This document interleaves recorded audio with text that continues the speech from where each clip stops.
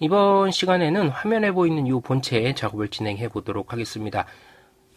작업을 하실 때 뭐 특이사항은 없고요. 이 형상의 부품을 작업을 할 때는 작업 평면을 이용해서 프로파일을 양방향 돌출하고 리브를 생성시키는 이런 방법을 좀 확실히 여러분들 몸에 익히는 게 가장 중요한 포인트다, 이렇게 보실 수가 있겠습니다. 자, 그리고 여러분들이 어떤 연습 도면집을 가지고 계시는지는 모르겠지만 측면도 쪽에 이상한 형태의 측면도가 있는 그런 책자를 보고 계신 분들도 분명히 있을 거예요. 자, 보시면 이거는 정사각형이에요. 중심선으로 봤을 때 정사각형이라는 거는 이쪽 거리와 이쪽 거리가 같아야 되는데 같지 않아요. 도대체 이게 뭐지? 라고 생각하실 수 있는 그런 형상이 있는 책자가 있을 겁니다. 결론적으로 말씀드리면 그거 무시하세요. 이거 필요가 없는 거예요. 이 내용을 설명드리자 그러면 요거는 조합 단면도라고 하는데요. 관련 투상도에 이렇게 단면을 쳐주는 겁니다. 일반적인 단면은 수평 아니면 수직 방향으로 단면을 쳐서 정확하게 정직하게 단면이 나와주게 되는데, 조합 단면이라는 거는 자, 요렇게 화살표가 하나 있고요. 이쪽도 화살표가 있어요. 이 화살표는 우리가 눈으로 보는 요 시선 방향입니다. 다음에 C, C' 이런 식으로 표시가 되고요. 뭐 이거는 문자는 A부터 시작해서 단면을 치는 순서대로 쭉쭉쭉 바꿔주시면 되는 거예요. 첫 번째 단면 치면 A고 두 번째 단면 치면 B가 되는 거고, 이런 식으로 쭉쭉 요 알파벳을 바꿔가면서 쓰시면 되는 건데, 자, 단면을 쳤을 때 요만큼 단면된 내용을 중심선 기준으로 해서 여기까지 보여주는 겁니다. 단면, 요만큼의 단면이에요. 요 빨간색으로 제가 표시해드린 부분의 단면을 보여준 부분이 이 부분이고요. 그 다음에 녹색 표시로 해드릴게요. 이렇게 경사로 단면을 친 겁니다. 경사로 단면을 쳐서 경사면에 딱 평행한 방향으로 우리가 보는 시선을 이렇게 맞춰놓은 거예요. 그래서 이쪽 부분이 제가 녹색으로 표시된 부분의 단면 모양이거든요. 그러니까 보세요. 리브의 형상도 지금 다르죠.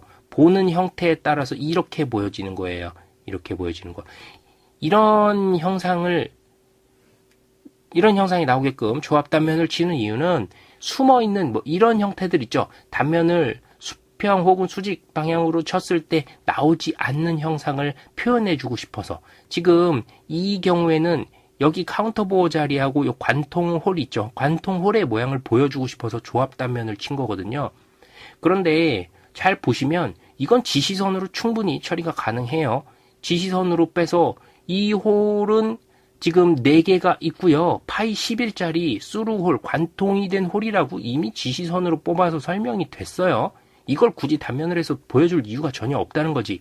다음, 4개의 C, B는 카운터 보어의 앞글자입니다. 카운터 보어는 볼트 머리가 들어갈 수 있도록 훅 파진 그런 구멍이에요. 이 부분에 이렇게 볼트 머리가 들어가는 거고, 얘가 파이가 21파이라고 지시선으로 뽑아서 또 써줬어요. DP4, DP는 깊이거든요. 여기에 깊이가 4라고 표현을 해줬습니다. 4개 구멍에 대한 이 구멍의 깊이와 혹은 관통 여부, 크기는 이미 지시선으로 다 뽑아줬어요. 이거를 조합 단면으로 표시해 줄 이유가 하등이 없는 겁니다. 자, 그래서 출판사에서 이런 형태의 답안이 나와서 헷갈리는 분들이 상당히 많으실 텐데 무시를 해주시면 되겠습니다. 이거는 보는 사람도 헷갈리고, 만약에 가공하는 사람도 이 도면 보면 똑같은 반응이 나올 거예요. 도대체 뭐지? 이게 형상을 헷갈릴 수도 있고 가공을 잘못할 수도 있어요. 이런 식으로 가공해오면 어떻게 할 거예요? 그래서 헷갈리는 도면, 이런 도면은 만들지 않는 것이 좋습니다. 출판사에서 나온 도면집에 있는 게 100점짜리 도면이라고 생각하시는 분들이 꽤 많이 계신데요. 출판사에서 나온 도면도 100점짜리 도면이 아니에요. 도면에 몇 개씩의 틀린 부분이 있습니다. 이거는 합격할 수 있는 수준으로 어느 정도 맞춰놓은 도면이에요. 사람이 그린 도면이란 말이에요.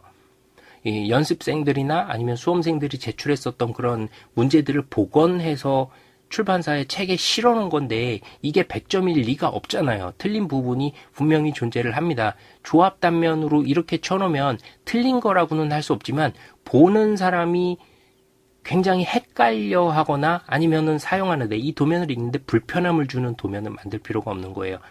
이런 조합 단면은 언제 쓰는 거냐 하면, 만약에 이런 홀이나 카운터 보호 구멍이 아니라 단면을 쳤을 때 굉장히 복잡한 형상이 들어있어. 이거는 조합 단면으로 쳐주지 않으면 도저히 뭐 치수를 여러 개를 뽑아야 되고 이 형상이 굉장히 복잡해서 이런 지시선을 뽑아서는 절대로 설명되지 않는 그런 복잡한 형상이 있을 때 할 수 없이 조합 단면을 쳐주는 거죠. 이런 카운터보어나 홀짜리 단순한 거를 보게 하기 위해서 조합 단면을 칠 필요는 없습니다.